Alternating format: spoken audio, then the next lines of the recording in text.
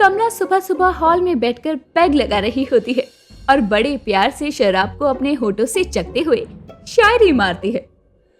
अब जिंदा हूँ तो चलेने दो, जालिम दुनिया खुद के साथ साथ दूसरों के भी पैसों के भी पी लेने दो। कमला की बिना सर पैर की शायरी सुनकर उसकी बहू रीमा रसोई से कड़छी लेकर बाहर आती है और गुस्से में अपनी सास से बोलती है, हाँ हाँ क्यों नहीं, पियो पियो, दूसरों क्या तीसरे चौथे लोगों के पैसों की भी पियो सासू माँ। अड्डा बना लो ना अपने घर का, शराबी भी आएंगे, आप भी पियो। अरे तुझे मुझे बोलने की जरूरत नहीं है कि तेरे सास को किसके पैसों की पीनी है। ये तो इस बुढ़िया के तन्हा जीवन का इकलौता सहारा है। माँ माँ, आपके सहारे ने हमारे जीवन को बिगाड़ा है। घर के 4 मोहल्ले के लोग भी अब आपको शराबी कहने लगे हैं। जाकर ये पूछते हैं कि कमला बहन चलोगी आज ठेके पर। बताओ, शर्म आनी चाहिए आपको माँ जी। इस उम्र में तो मोहल्ले की औरतों को आपको बोलना चाहिए कि चलो बहन सत्संग में चलें, और आपके तो अलग ही सुर बने हुए हैं।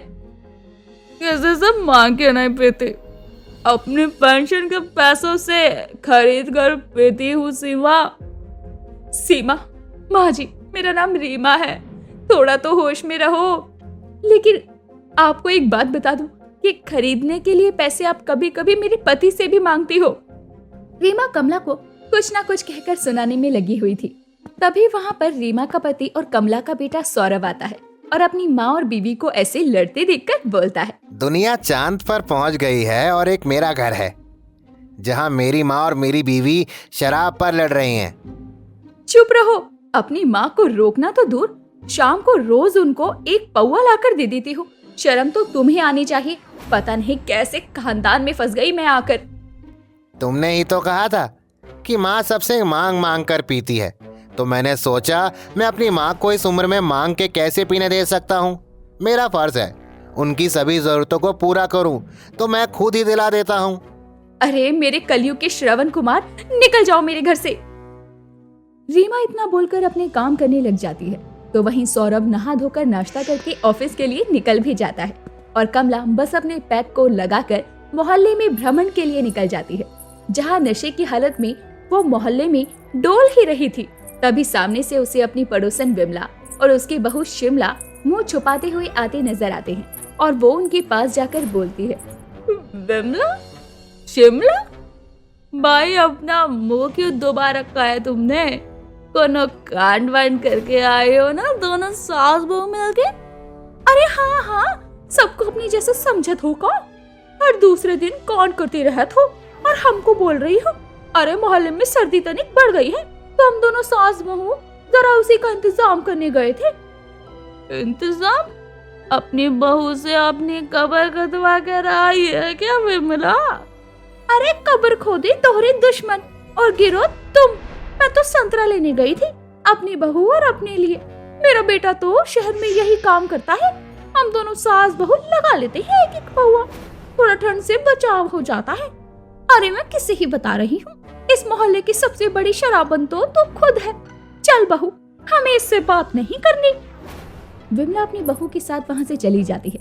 कुछ देर में कमला दोबारा से शराब के ठेके के पास पहुँचती है और ठीक बाहर एक पर्चा छपा हुआ था जिसमें लिखा हुआ था, ये क्या लिखा है इसमें? शराबी सास बहू की चांद यात्रा। आने वाले शराब दिवस को जो भी सास बहू का जोड़ा ज्यादा शराब पीने का रिकॉर्ड बनाएगा वो चांद पे जाने का मौका पाएगा। मतलब मैं चांद पे जाके शराब पी सकती हूँ, लेकिन बहू का क्या करूँ? वो तो मुझे पीने से मना करती है, तो मेरे साथ इस कंपटीशन में नहीं आएगी। कुछ तो करना पड़ेगा। कमला ठेके से 4 संतरे की बोतल लेकर वापस अपने घर चली आती है। शाम को जब रीमा रसोई में खाना बना रही होती है, साथ ही उसने सबके लिए चाय भी बनाई होती है, तो कमला चुपके से जाकर रीमा की चाय में शराब मिला देती है और वापस बाहर आकर बैठ जाती है। कुछ देर के बाद रीमा हाथ में चाय की ट्रे लिए बाहर आती है और अपनी सास को चाय देती हुई बोलती है, लो माँ जी दूध वाली चाय पी लो, वैसे इससे नशा नहीं होगा, पर फिर भी आप पी लो। अरे मेरी बहू ने बनाई है, मुआ, मुआ, मुआ, तो कैसा नहीं पीऊंगी। आज दोनों सास बहू मिलकर साथ में चाय पियेंगे। माँ जी, मैं नहीं पीती आपकी शराब, और मुझे आपकी चाय पर भी भरोसा नहीं। आपको ही मुबारक हो। अरे बाबा, चाय ही है, पी लेना, साथ में पीते।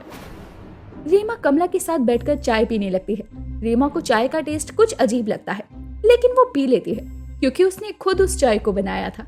कुछ देर में रीमा पर चाय में मिली हुई शराब का नशा हो जाता है। सौरभ के काम से आते ही रीमा नशे में उससे बोलती है, क्यों रे शराबी माँ के निकम्मे बेटे, तुमने मेरी जिंदगी बर्बाद कर दी मुझे इस घर में लाके। ऐसी सास दी है जो पूरे दिन शराब की बोतल से चिपकी रहती है, उसे ससुर जी समझ के। ये इसको क्या हुआ? कहीं माँ से रीमा को तो... बोलते क्यों नहीं, बोलो ना। तुमने कहा था शादी कर, बाद में चांद दिखाओगे। कहाँ है चांद? सर के बाल उड़ रहे हैं, खुद ही चांद बनते जा रहे हो, झूठा कहीं का। कहाँ है चांद? बहू, ओ बहू, तू इसे छोड़, मैं हूं ना, मैं लेकर चलूंगी तुझे चांद दिखाने। आप कौन से ठेके से चांद खरीद कर लाओगी सासू माँ? संतरा गुलाब के साथ चांद भी बिकने लगा है क्या? अरे तू चिंता ना कर, तू चांद पर जाना चाहती है ना, मैं लेके जाऊंगी तुझे। ठीक है, चांद पर जाने के लिए मैं कुछ भी करूंगी, फिलहाल उल्टी कर रही हूँ। रीमा ने पहली बार शराब पी थी, इसीलिए वो वहीं पर उल्टी कर देती है और बेहोश हो जाती है। ये देखते हुए कमला अपनी बेटी से कहती है, बेटा, बहू की तबीयत खराब है, तू ऐसा कर, इसको कमरे में ले जाके सुला दे। ठीक है माँ, लेकिन ये अचानक इसको हुआ क्यों, समझ नहीं आया। खैर, मैं इसको कमरे में ले जाता हूँ, जो होगा सुबह बात करेंगे। सौरभ रीमा को कमरे में ले जाता है और उसे सुला देता है। अगले दिन सुबह रीमा का बहुत तेज सर दर्द होने लगता है और वो अपने पति से बोलती है, कल क्या हुआ था? मेरा सर बहुत दर्द कर रहा है, सब कुछ ठीक था, बस चाय पीने के बाद मुझे कुछ याद ही नहीं। तुम बस करो, तुम्हारी तबीयत खराब थी या तुमने पी ली थी? कल तुम कह रही थी तुम्हें चांद पर जाना है, तो माँ ने कहा कि वो तुमको चांद पर लेकर जाएगी। खुद के पाँव उनकी जमीन पर टिकते नहीं, मुझे चांद पर लेकर जाएंगी। आज लेट हो गई, उठकर काम कर लूं जल्दी जल्दी। रीमा नहा धोकर काम करने लग जाती है। कुछ देर में उसकी सास उसके पास आती है और बोलती है, बहू, तुझे याद है कल तुमको चांद पर जाना था, तो मैंने रास्ता निकाला है, बताओ चलोगी चांद पर? माँ जी, चांद पर जाने की बात है, आपकी माई के नहीं, जो इतना खुशी से और कॉन्फिडेंस से बोल रही हो। बहू, कभी तो मेरी बात सुन लिया कर, बोलना तुझे चांद पर जाना है तो मैं लेकर जाऊंगी, बस मेरी बात माननी है। इतने यकीन से बोल रही हैं, पीकर भी नहीं आई, सच ही बोल रही हैं, इनकी बातों में थोड़ी तो सच्चाई है। ठीक है माँ जी, बताओ क्या करना है? कमला रीमा को सब बताती है। शराबी सास बहू की चांद यात्रा के नाम से एक प्रतियोगिता है, जो सास बहू सबसे ज्यादा शराब पियेंगे उस दिन उनको चांद पर जाने का मौका मिलेगा। ये सुनकर रीमा गुस्से में अपनी सास को कहती है, आप मुझे भी शराबन बनाना चाहती हैं? अरे कैसी सास हैं आप? अरे ठीक है मत जा, लेकिन कल तूने शराब पी थी, खुद सोच, शराब पीने से कल तुझे अच्छा महसूस हुआ ना, अपनी बात रखने का हौसला भी मिला। रीमा अपने दिमाग पर जोर डालती है और उसे याद आता है कि कल उसने अपने पति को कैसे सुनाया था। ये सोचकर उसे लगता है, वैसे माँ जी की बात तो ठीक है, और वैसे भी जब सास पीती है तो बहू के पीने से क्या ही ज्यादा फर्क आएगा। ये सब सोचते हुए रीमा कमला को हाँ कर देती है। उसके बाद क्या था, प्रतियोगिता की सारी तैयारी के लिए कमला रीमा के साथ मिलकर रोज उसके साथ पीती और नशे में दोनों सास बहू पूरे मोहल्ले में हंगामा करती। बेचारा सौरभ पहले अपनी माँ को संभालता था और अब उसे अपनी बीवी को संभालना पड़ रहा था। कुछ दिनों में प्रतियोगिता का दिन आता है। कमला और रीमा दबा के शराब पीते हैं। आखिरकार ये प्रतियोगिता जीत जाते हैं, जिस पर रीमा बोलती है, माँ जी हम जीत गए, जीत गए, देखो माँ जी हम जीत गए, अब हमें चांद पर जाने से कोई नहीं रोक सकता। जरूर, अब आप दोनों शराबी सास बहू को चांद पर भेजा जाएगा, तो आप दोनों तैयार हैं चांद पर जाने के लिए? हाँ हम तैयार हैं। हाँ हम तैयार हैं। दोनों सास बहू को एस्ट्रोनॉट वाले कपड़े पहना दिए जाते हैं और एक गाड़ी में बैठा कर ले जाते हैं। ये देखकर सौरभ बेचारा खुद से कहता है, जब इन दोनों को होश आ जाएगा तो जिस चांद पर ये होंगे वहां से वापस आने के लिए इनको कोई रॉकेट नहीं मिलेगा। ओह भगवान ही बचाए अब इन्हें। कुछ देर में दोनों को गाड़ी से उतारकर चांद नशा सुधार गृह में लाया जाता है, जहां पहुंचकर वो दोनों हैरान होते हैं। लेकिन वहां उनको एक वार्ड बॉय बोलता है, अरे आंटी जी, ये प्रतियोगिता आप जैसे शराबी सास बहुओं को सामने लाने के लिए ही रखी जाती है, ताकि औरतों के बीच ये शराब पीने की बीमारी ना फैले। आप चिंता ना करें, आपके मोहल्ले की बहुत सी औरतें हैं यहाँ। इस चांद पर आपको अकेले लेकर नहीं आए हैं। क्या माँ जी, मुझे नहीं रहना यहाँ, मुझे घर जाना है। आपकी वजह से मैं यहाँ पर फंस गई। माफ करना बहू, मैं क्या कहूँ। तुझे चांद दिखाने लाए थे, या मुझे दिन में तारे नजर आ रहे हैं। बेचारी दोनों शराबी सास बहू चांद पर पहुंचने के सपने के साथ घर से निकली थी। अब कुछ महीनों के लिए ऐसे ही चांद पर फंस गई। लेकिन फर्क ये है कि वो असली चांद नहीं, चांद शराब सुधार केंद्र था, जहां पर अब दोनों को चांद देखना भी नसीब नहीं होता और उनको कुछ दिनों के लिए एक कोठरी में बंद कर दिया जाता है, जिससे कमला की शराब भी छूट जाती है। आइए शुरू करते हैं एक अनसुनी कहानी। किसी गांव में एक आदमी रहता था। उसका नाम सुरेश था। सुरेश एक गरीब किसान था जो हर रोज खेती मजदूरी करके अपना घर चलाता था। वो तरबूज की खेती करता था। उसके खेत में काफी सारे तरबूज होते थे। सुरेश एक बहुत अच्छा इंसान था। हमेशा सबकी मदद करता था। किसी भी जरूरतमंद को वो मना नहीं करता था। सारे गांव वाले उससे हमेशा खुश रहते थे। एक दिन की बात है, जब सुरेश अपना काम खत्म करके घर को जा रहा था, तभी एक बच्चे की आवाज आती है। वो कहता है, अंकल मुझे भूख लगी है, क्या आप मुझे कुछ खाने दोगे? सुरेश भावुक हो जाता है और कहता है, हाँ बेटा आओ, मैं तुम्हें तरबूज देता हूँ। मेरे खेत में काफी सारे तरबूज है, तुम जितने चाहो ले जा सकते हो। बच्चा खुश होकर सुरेश के साथ चला जाता है और बहुत सारे तरबूज ले लेता है। अचानक से वो बच्चा गायब हो जाता है। सुरेश सोच में पड़ जाता है कि आखिर 1 मिनट में वो बच्चा गया कहाँ। सुरेश थोड़ी देर यही सोचता रहता है। उसके बाद वो विचार करता है, क्यों ना मैं कुछ तरबूज घर ले जाऊं और घर वाले खा पाएं। सुरेश तरबूज तोड़ देता है और अपने साथ ले जाने लगता है। वो निकलने वाला होता ही है कि उसे एक अजीब सी आवाज सुनाई देती है। वो पीछे मुड़कर देखता है कि कौन है। एक चुड़ैल पेड़ के नीचे बैठी थी और उसके साथ उसका बच्चा भी था। वो बच्चा कोई और नहीं होता, वो वही था जिसने थोड़ी देर पहले सुरेश से खाना मांगा था। सुरेश उसे देखकर डर जाता है और कहने लगता है, क्या क्या चुड़ैल, तुम यहाँ क्या करे हो? और ये बच्चा छोड़ दो। उससे चुड़ैल उसे कुछ मत करना, चाहे तो तुम मेरी जान ले लो। चुड़ैल उसे देखकर और उसकी बात सुनकर हंसने लगती है। सुरेश ये सब देखकर चौंक जाता है और कहता है, हंस क्यों रही हो तुम? चुड़ैल मुस्कुराकर कहती है, डरो मत सुरेश, मैं तुम्हारा कुछ नहीं बिगाड़ने वाली हूँ, और ये बच्चा, ये तो मेरा बेटा है। सुरेश कहता है, क्यों झूठ बोल रही हो? ये तो इंसान है और तुम चुड़ैल।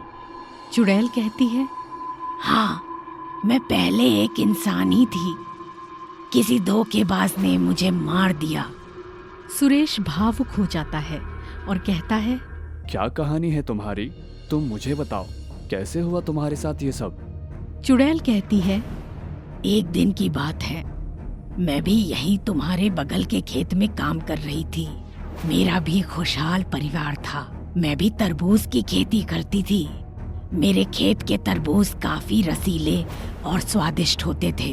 दूर दूर शहर से लोग इसे खरीदने को आते थे।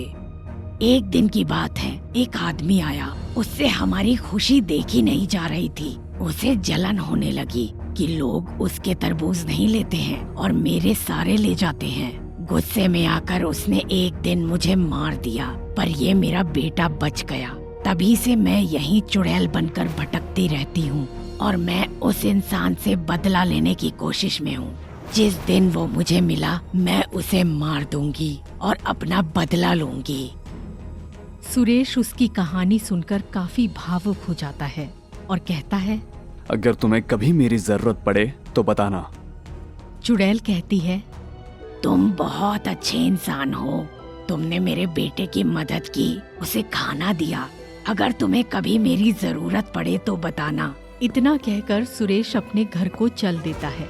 जाते जाते उसने जो तरबूज बांध कर रखा था, उसे ऐसा महसूस हुआ कि वो और भारी हो चुका है, जैसे उसका वजन बढ़ गया हो।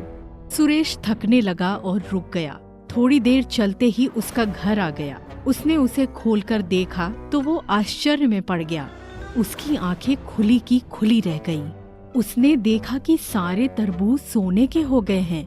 वो खुशी से पागल हो जाता है और कहने लगता है, अरे अरे अरे, ये चमत्कार कैसे हुआ? मेरे तरबूज सोने के हो गए। जरूर इसको उस चुड़ैल ने क्या होगा। कल ही मैं उसे धन्यवाद करूंगा।